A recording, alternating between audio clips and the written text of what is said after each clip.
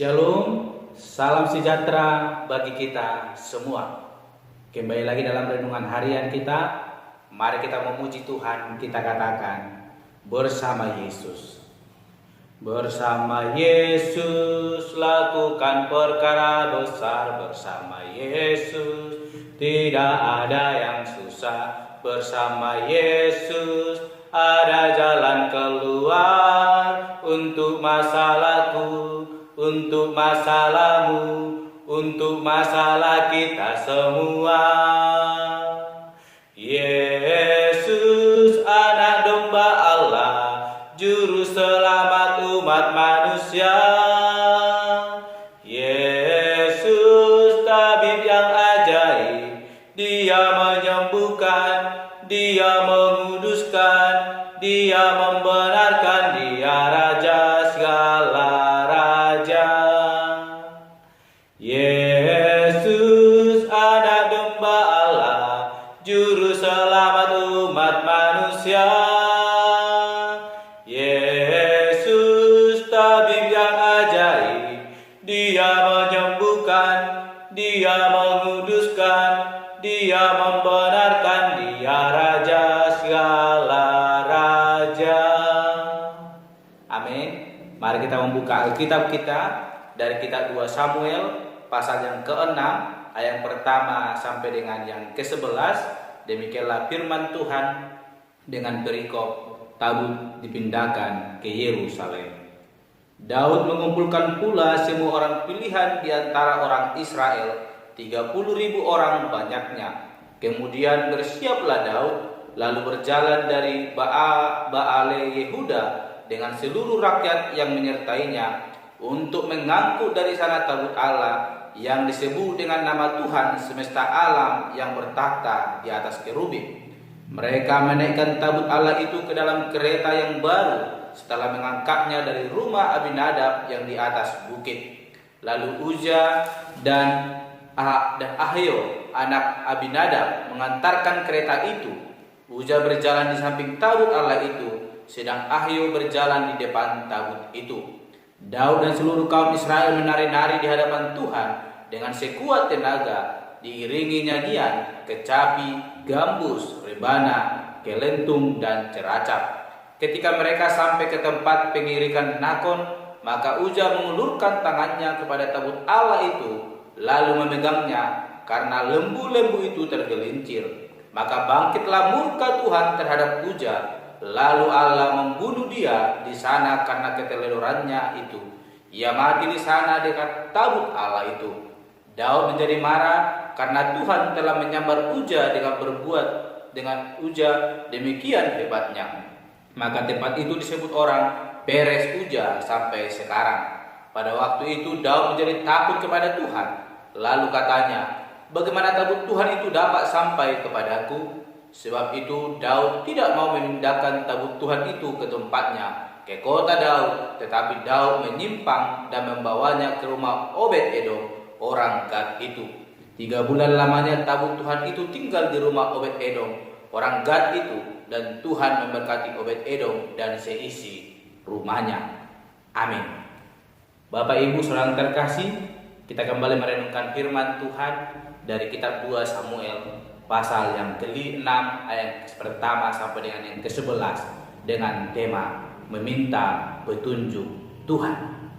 Bapak Ibu saudara yang terkasih, kita telah merenungkan firman Tuhan bagaimana Daud yang diurapi Tuhan menjadi raja dan diberkati oleh Tuhan karena sikapnya, karena kesetiaannya kepada Tuhan, yang mau tetap berseru kepada Tuhan, memohon petunjuk kepada Tuhan sebelum bertindak melakukan setiap apa yang sedang terjadi dalam hidupnya, terkhusus dalam menjalankan kepemimpinannya.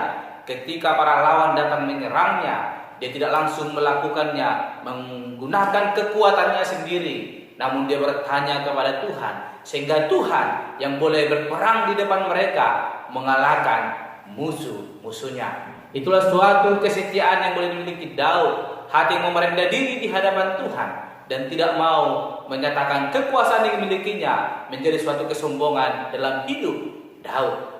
Dan karena penyertaan Tuhan, dia ingin memindahkan tabut Allah ke kota Daud. Sebagai rasa syukurnya, dia ingin menghadirkan Allah di tengah-tengah kota Daud yang ingin memimpin kota Daud. Namun Bapak Ibu, kita melihat sebagaimana pembacaan firman Tuhan hari ini, ada sesuatu hal yang luar biasa terjadi di mana Daud merasa takut kepada Tuhan Allah karena sesuatu hal terjadi di mana ketika tabut Allah yang boleh dibawa melalui kereta yang di mana hewan yang boleh membawa itu mengalami musibah di mana tergelincir dan akan mengakibatkan tabut Allah terjatuh, sehingga Uzzah yang boleh mengiring tabut Allah itu memegang tabut Allah dan membuat dia dihukum oleh Allah dan mengalami kematian. Bapak Ibu saudara terkasih, dalam pembacaan renungan kita hari ini, kita tidak melihat bahwa ketika Daud membawa pasukan yang begitu banyak untuk memindahkan tabut Allah ke kota Daud, kita tidak melihat suatu petunjuk bahwa Daud meminta petunjuk kepada Allah, bahwa Daud bertanya kepada Allah bagaimana seharusnya memindahkan tabut itu boleh pindah ke kota Daud. Bapak Ibu saudara terkasih, jikalau kita melihat dalam renungan sebelumnya, bahkan dalam pembacaan Alkitab kita, bahwa ada orang yang telah dikhususkan oleh Allah untuk boleh membawa bahkan memindahkan tabut Allah, yaitu orang-orang Lewi yang telah ditetapkan oleh Allah boleh memindahkan bahkan membawa tabut Allah. Namun Daud tidak melakukan hal demikian karena dia tidak bertanya kepada Tuhan, dia tidak meminta petunjuk kepada Tuhan bagaimana seharusnya yang boleh dia lakukan untuk boleh memindahkan tabut Allah ke kota Daud. Sehingga dalam renungan harian kita hari ini, kita mau merenungkan bahwa pentingnya meminta petunjuk kepada Allah sebelum kita bertindak melakukan sesuatu apapun di hadapan Allah. Ketika Daud berperang melawan orang Filistin, namun sebelumnya dia meminta petunjuk kepada Tuhan, maka Tuhan menolong, Tuhan memberkatinya, memberikan kemenangan kepada Daud. Namun pada hari ini Bapak Ibu, dalam renungan harian kita, Daud tidak melakukan hal demikian lagi. Dia tidak meminta petunjuk kepada Allah dalam memindahkan tabut Allah, sehingga mendatangkan malapetaka, mendatangkan musibah, membuat Daud ketakutan karena Uzzah dihukum oleh Allah karena ketidaksengajaannya memegang tabut Allah. Jikalau kita melihat Bapak Ibu, tidak ada kesalahan besar yang dilakukan oleh Uzzah. Dia ingin menjaga tabut Allah tetap dalam keadaan yang aman. Namun itu tidak berkenan di hadapan Allah, karena Allah telah memiliki ketetapan dan ketetapannya itu tidak boleh dilanggar, sehingga Uzzah harus mati di dekat tabut Allah. Bapak Ibu saudara terkasih, hal penting yang mau kita petik dari renungan hari ini, di mana Daud lupa bertanya kepada Allah, Daud lupa meminta petunjuk kepada Allah, sehingga dia bertindak secara ceroboh, tidak mengindahkan perintah Allah, sehingga dia dihukum oleh Allah lewat kematian Uzzah. Bapak Ibu saudara terkasih, dalam hidup kita mungkin kita mengalami penderitaan. Bisa jadi karena kecerobohan kita yang tidak mau meminta petunjuk daripada Allah untuk boleh apa yang harus kita lakukan, sehingga hidup kita senantiasa boleh diberkati oleh Allah. Bapak Ibu saudara terkasih, mari kita membuka dari kitab Filipi pasal 4 ayatnya yang ke-6 sampai dengan yang ke-9. Demikianlah firman Tuhan. Janganlah hendaknya kamu khawatir tentang apapun juga, tetapi nyatakanlah dalam segala hal keinginanmu kepada Allah dalam doa dan permohonan dengan ucapan syukur.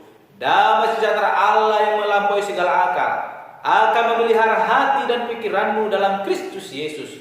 Jadi akhirnya saudara-saudara, semua yang benar, semua yang mulia, semua yang adil, semua yang suci, semua yang manis, semua yang sedap didengar, semua yang disebut kebajikan dan patut dipuji, pikirkanlah semuanya itu. Dan apa yang telah kamu pelajari, dan apa yang telah kamu terima, dan apa yang telah kamu dengar, dan apa yang telah kamu lihat padaku, lakukanlah itu. Maka Allah sumber damai sejahtera akan menyertai kamu. Bapak Ibu saudara terkasih, Daud ketika bertanya kepada Tuhan, Tuhan menyertai bahkan memberkati kehidupannya.